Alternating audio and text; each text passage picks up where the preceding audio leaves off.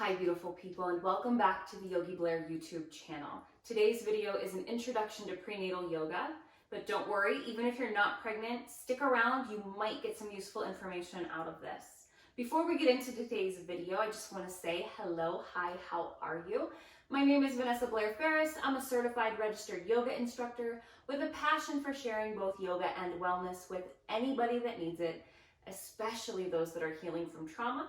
If that sounds like something that you're interested in, make sure to hit that subscribe button. It is not always about pregnancy here. That just so happens to be what I can film about at the moment. So we will get back to the regular yoga and wellness content soon. Subscribe, like this video, watch it all the way through if you can. Follow me on Instagram at yogi.blair, TikTok at yogi.blair, and my email is yogiblairfortwayne@gmail.com. Feel free to send any requests, questions, comments, or concerns. And with all of that out of the way, let's get into today's video. It is consistently getting harder and harder to film since I do not have a mic and I have to project and I have no lung capacity left because baby girl is in my lungs, in my ribs 24/7. So if I sound a little out of breath or winded, that's why. I've also tried to record this video 4 times now and my phone keeps shutting off randomly halfway through. So hopefully we can get through this one. As I mentioned, this is an introduction to prenatal yoga. And like I said in my intro, even if you're not pregnant, stick around, especially if you're a yoga instructor or if you're considering becoming pregnant or if you're a partner of somebody considering becoming pregnant. This could have some useful information for all of you. I am currently coming up on 9 months pregnant shortly, so I've got about 4 weeks left to go. So I am going to get through these videos as best I can so that you guys have a little prenatal series. Like I said, this is going to be the introduction. So we're not going to do a full sequence today, but don't hit that next button just yet. I'm going to throw in some poses at the end to help alleviate common pregnancy pains. A little disclaimer before we get started, as always, you should have a doctor's approval or a healthcare provider's approval before doing any sort of physical movement, especially when pregnant. So make sure that you are cleared by your healthcare provider to do yoga before participating in this video or the other videos in this series. And even if you have your doctor's approval before we get started, if you ever feel dizzy, lightheaded, or in a lot of pain, make sure to stop. So there's going to be a lot of talking today about prenatal yoga, what it is, what's different about it, and what you might need, and how to take classes, whether you are comfortable taking your regular fitness classes or your regular yoga classes, or you are specifically looking for prenatal yoga, what to look for, and how to practice comfortably and safely all up until your due date. You want to make sure before you start practicing yoga that you have the knowledge and feel empowered. And you want to make sure to find an instructor that gives you that empowerment. Whether that's someone that is certified in prenatal yoga or has a lot of knowledge about prenatal yoga. I personally am not certified in prenatal yoga. I am an ERYT 200, meaning that I have over 1,000 hours of teaching experience as a 200-hour certified yoga teacher. I have done a lot of research on prenatal yoga and taken a lot of classes from certified prenatal yoga instructors. But the biggest thing that I think helps to give me some sort of qualification to tell you the knowledge that I have is that I have worked very hard to put together a very special workshop with a physical therapist. And I worked alongside this physical therapist, not only as her patient, but we worked together to talk about things to put into this workshop. And she educated me a lot on certain movements and things that are necessary as a pregnant person taking a yoga class or fitness class. There are other things you can do besides yoga as well. I find that as I near the end of my pregnancy, I'm 9 months pregnant, I'm due in 4 weeks, I'm tired, and I don't necessarily enjoy a flow class or a power class like I used to. I am not comfortable doing a lot of things. I can't do chaturangas because there's a bit of a bump in the way. And so a lot of the things that are being cued in that class, well, yes, I know how to modify, and yes, I know how to adjust. It's just not as fun for me anymore. So I've really enjoyed walking lately when it's not 90 degrees outside. There are other things you can do as well. Bar classes or other fitness-based classes are great. A lot of people will ask me, well, in a bar class, how much can I lift? How heavy should my weights be? And if you are doing any sort of fitness class that involves weights, again, ask your doctor. Tell them to give you a number. I asked my doctor and she said don't lift more than 25 pounds in most cases. And again, does that mean that if you lift 40 pounds while you're pregnant once or twice, when you're moving around some things in your house or whatever, that you're going to cause horrible damage immediately? No. You don't want to have that sensation of bearing down while you're lifting something. It's not great for you right now. But besides that, you don't want to hurt yourself. And that's the biggest thing with lifting weights, is that you don't want to hurt yourself. To lift anything requires abdominal strength to some degree. Pulling your belly button in and up, bending down, lifting with your legs, keeping your back straight. And guess what? To keep your back straight, your abs need to be engaged. Well, pregnant people's abs cannot engage the way that normal people's can. So you need to bring your weights down a little bit.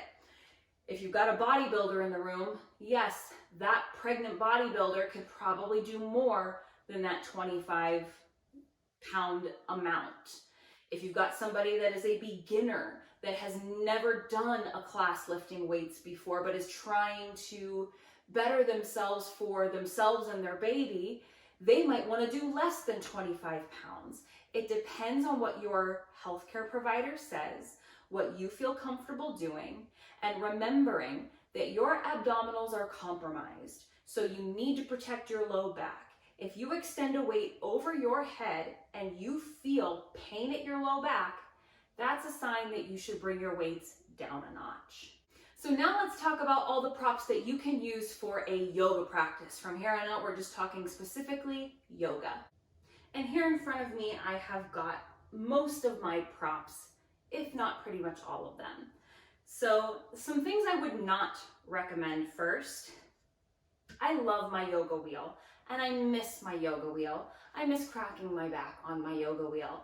But using a yoga wheel to support your back bends is not a prop that I would recommend, especially in the later part of your pregnancy.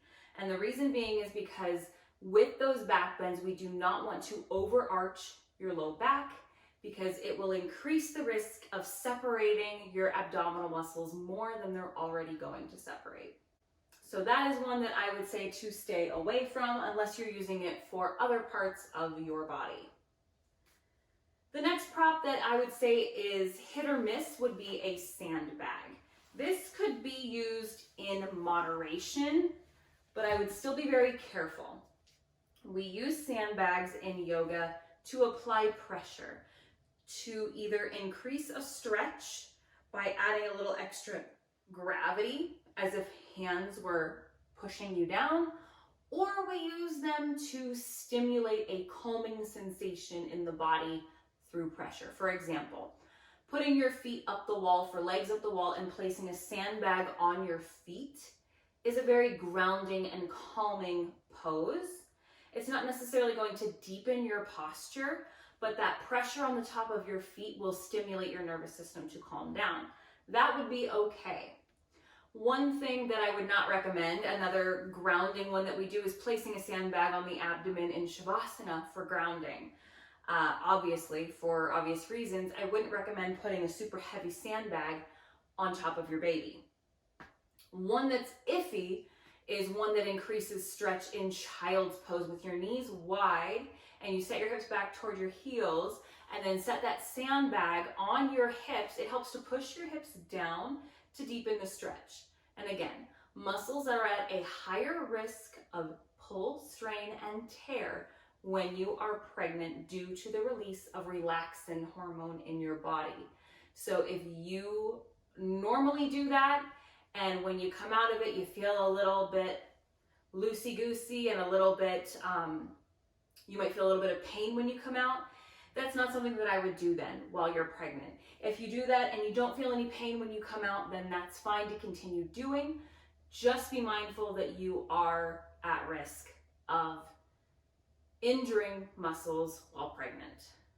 On to some of the must-haves, or some of the things that will help to make your practice easier while pregnant. The first one is a good yoga mat. Super important to make sure that you have a mat that can support you and make your practice a little easier. This is the only mat I have ever used that has helped me to not slide. They are reversible. You could use either side of a Lululemon, but I like this natural rubber top that really just grips when your hands are sweaty. Your hands aren't going to go anywhere. Your feet aren't going to go anywhere. You're going to grip onto this mat and you're going to feel secure, which is what you want when you're pregnant. You don't want to risk slipping and sliding all over the place. Get a mat that helps you to stay grounded. Another thing you might want that you may or may not have considered before in your practice is just having a little sweat towel with you. Doesn't matter what it is, if it's a hand towel from your bathroom, or if it's like one of these jade yoga towels, but those are nice to have when you're pregnant. Sometimes you just get sweaty easier. Sometimes you just are more uncomfortable than usual, and you may find that you want to wipe that sweat off even if you never really had the desire to before. If you're early on in your pregnancy and experienced yogi, or you're taking prenatal flow classes or slow flow classes, some of the basics that you're going to want are some yoga blocks. Your studio may have these for you. I recommend having two, one for each hand, so that you can be supported in your practice. At some point, you're not going to be able to reach the ground quite like you did before, and these just help bring the earth to you. The other must-have for a regular, good old yoga class when you're pregnant is a yoga strap. I like the one, you've seen me use this in my videos before. I have made an entire video with a sequence using this yoga strap. I like the ones with the D-ring on it that you can make a loop with the strap, but you can do whatever you want, obviously. These are great to provide a reach, and they're great for a lot of different poses that feel really good in the body. And it's something that's cheap, easy to get on Amazon or at your local yoga studio. Make sure to get one of those. And then if you plan to do a more restorative practice, again, your studio, if you're going to one, may have some of these props. But if you're planning on only doing yoga at home, you may want to invest in some of these things as well. Bolsters come in an array of sizes. It's basically a dense pillow. It's not super soft and plushy. It's not something you would want to lay your head on at night, but it is still a soft cushion that provides a lot of support. So these narrow ones are nice to align on your spine. You're not going to get super deep of a back bend, so your abdominals will not be compromised. You can also slide these long ways underneath your shoulder blades to help open through your heart without getting too much of a back bend. These are also great for underneath the knees.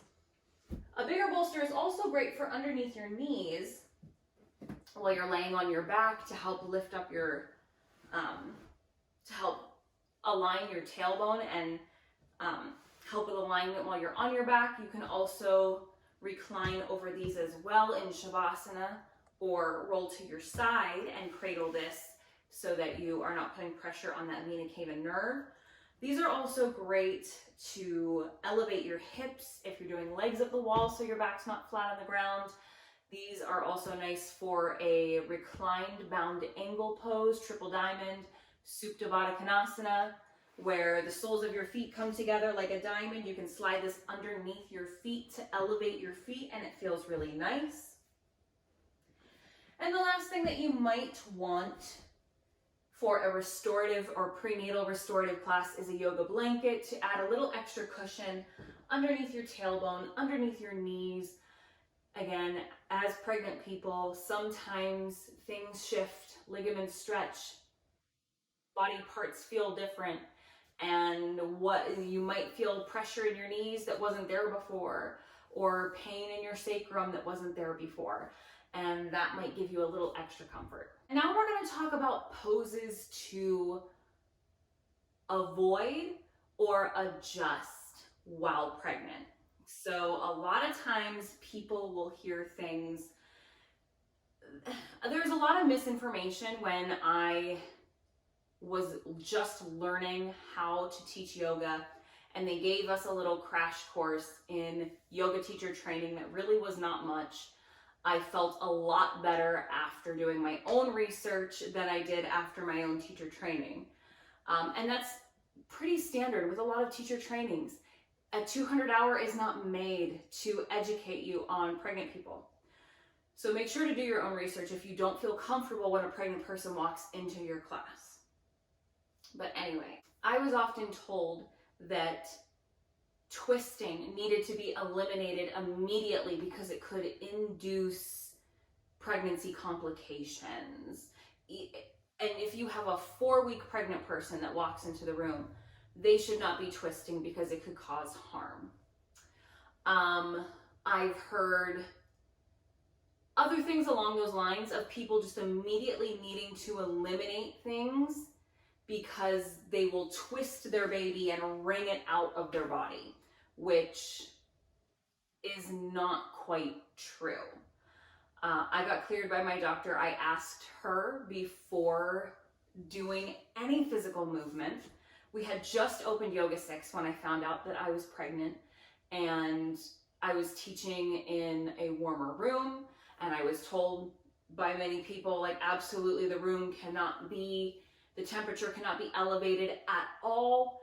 You cannot twist at all. Your heart rate cannot go up at all. All of these things that just made me feel scared and insecure in my practice. My doctor cleared me at a very early part of my pregnancy. She said to move as you would normally move. And if you get any of those symptoms that I mentioned earlier, stop.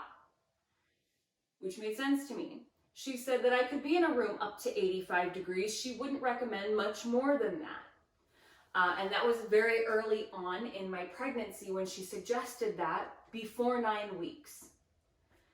So I continued to twist and I continued to do everything as normal up until my belly got in the way. And that's really kind of what you are aiming for here. If twisting is not comfortable to you in the very beginning because you feel like you could hurt your baby, then don't do it.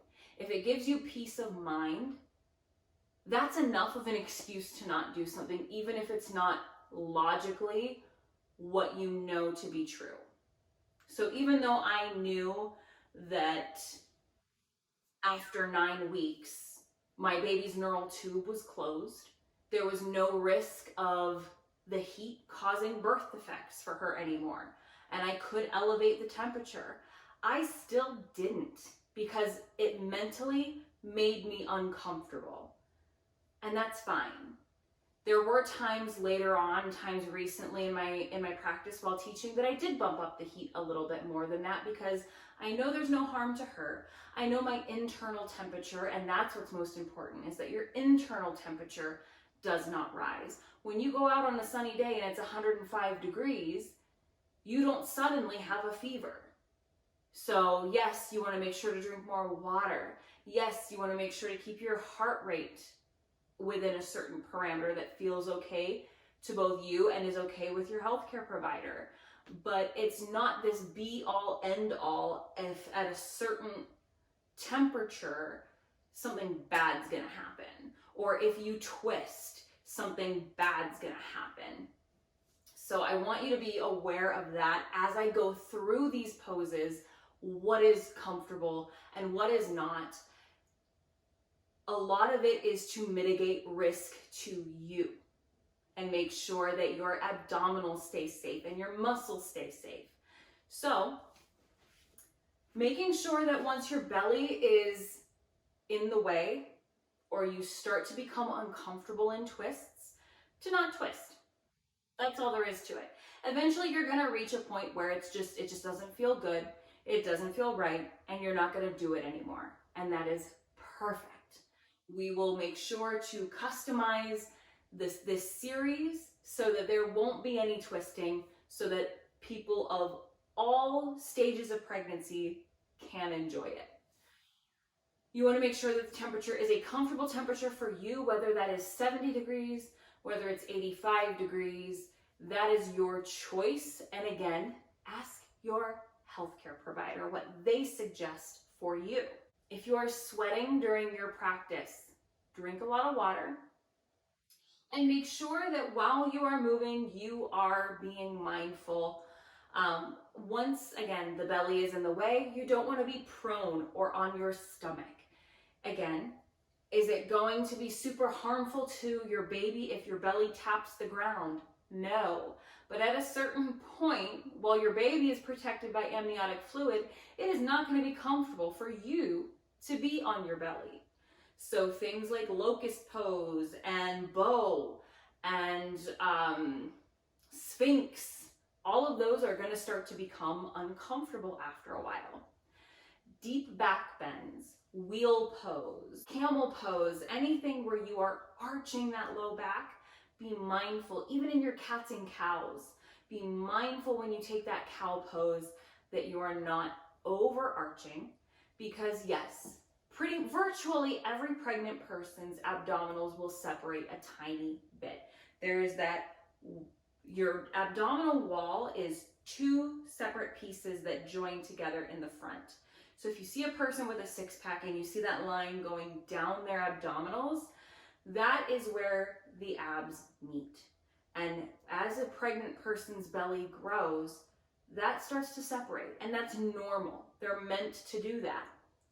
What happens if you overarch your back a ton, or don't protect your abdominals a ton, or don't strengthen them as much as you can prior to pregnancy and even safely during pregnancy, they will separate even more than they are supposed to.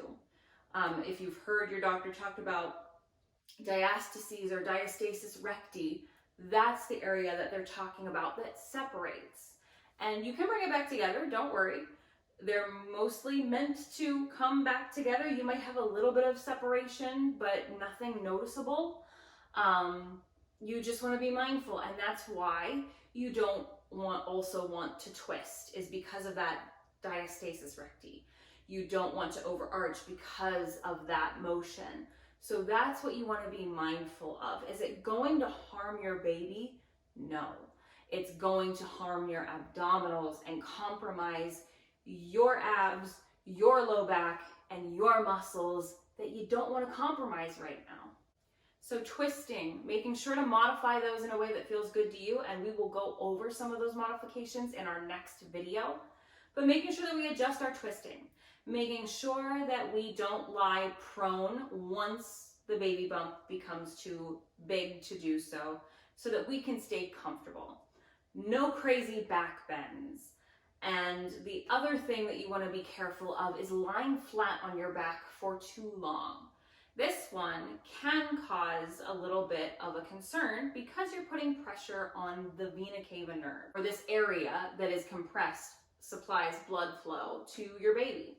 So you want to be mindful that you're not putting too much pressure and cutting off their blood supply. And it also can cut off your blood supply and make you feel a little dizzy and make you feel a little bit uncomfortable when you get back up. That is why you don't want to lie on your back when you're pregnant, because your uterus and your baby put pressure on your back and you don't get adequate blood flow.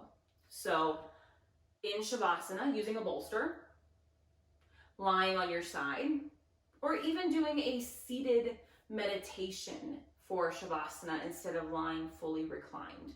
All of these options are great to make sure that you and your baby are both safe. The last thing that you want to be mindful of is any core work.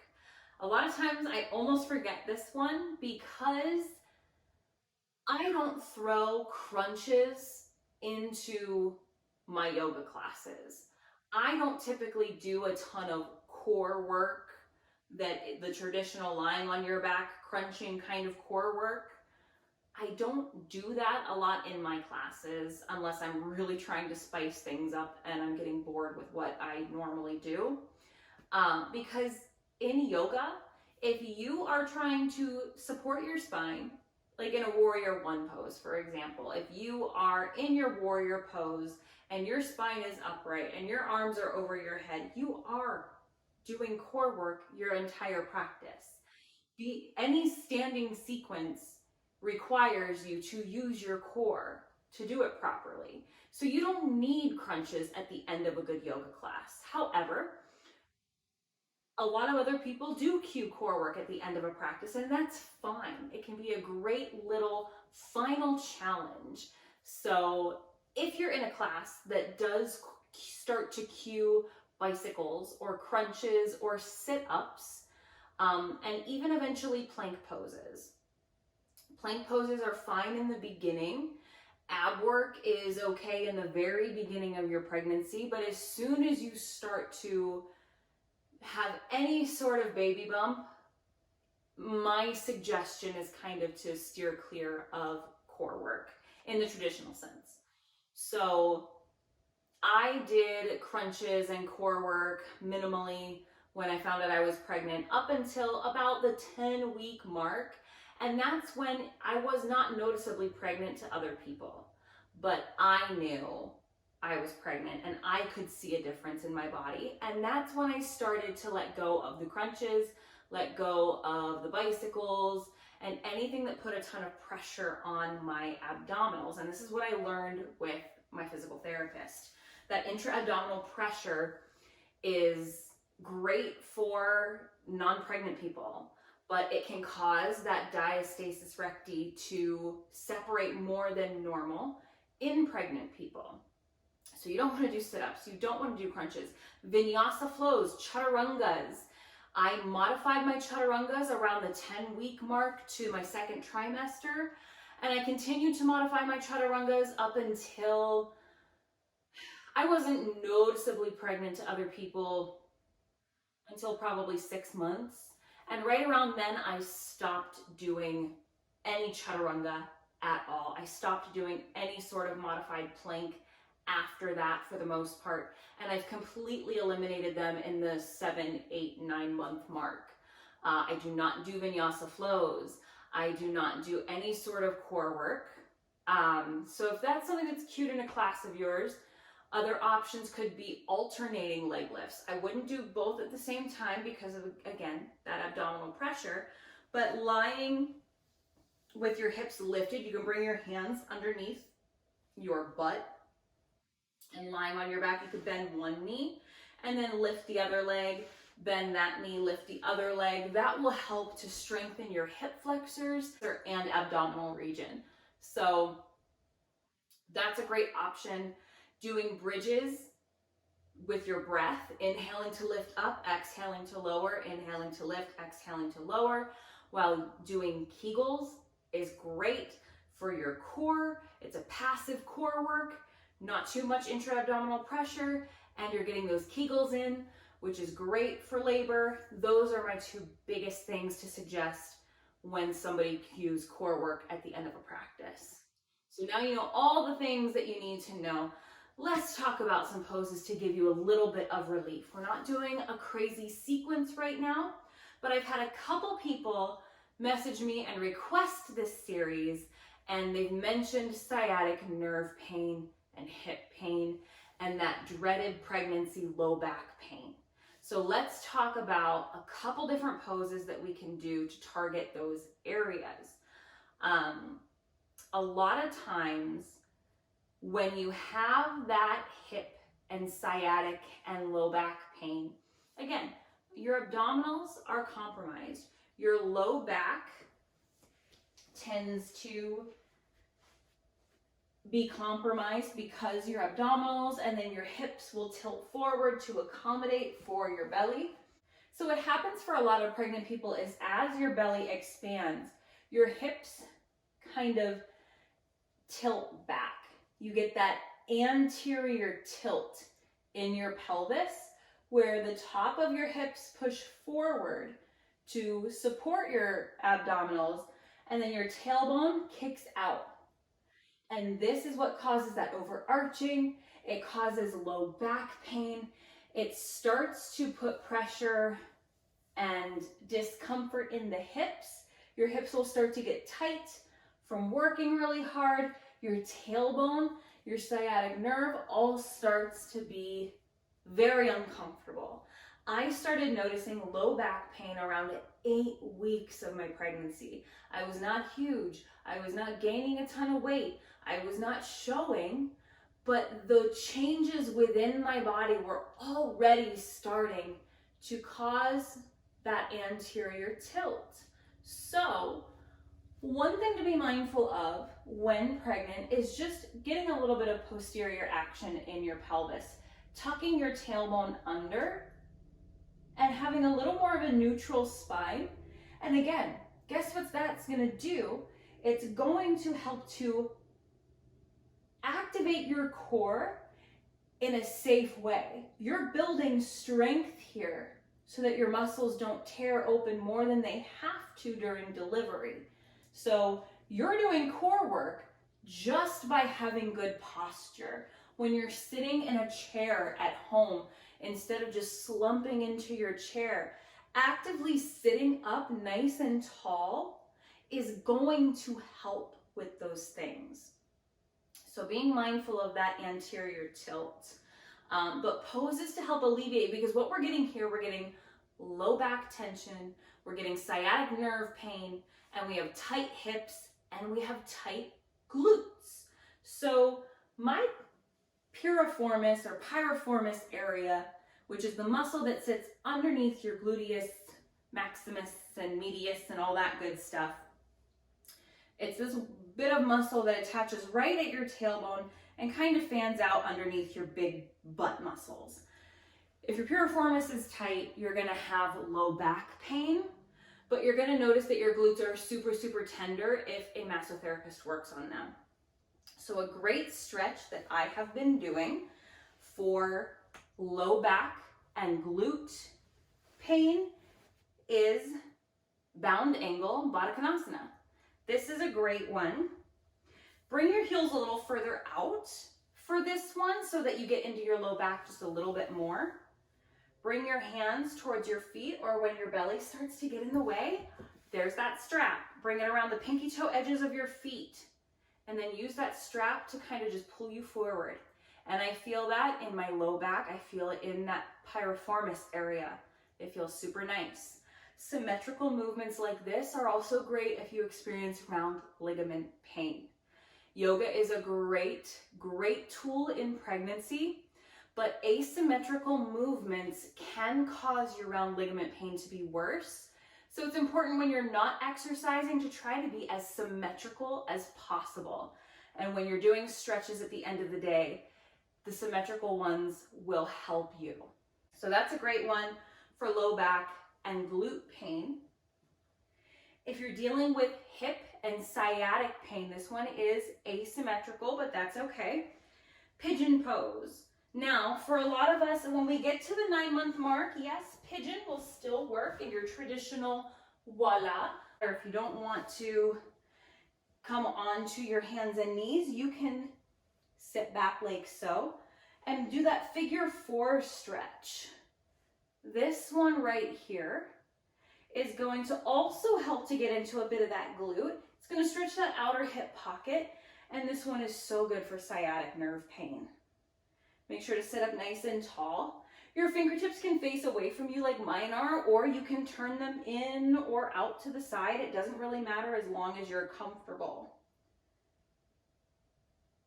And make sure that even if one side is bothering you and the other side isn't, to be symmetrical and do both sides.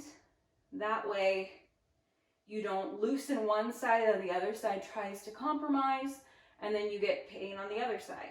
And you should notice a bit of immediate relief. So that is it for today's video. That is just an introduction to prenatal yoga. Next time, we're going to talk about all the modifications, and I'm actually going to demonstrate some of those modifications and go over a lot of that stuff with you while working a bit through a slow flow sequence.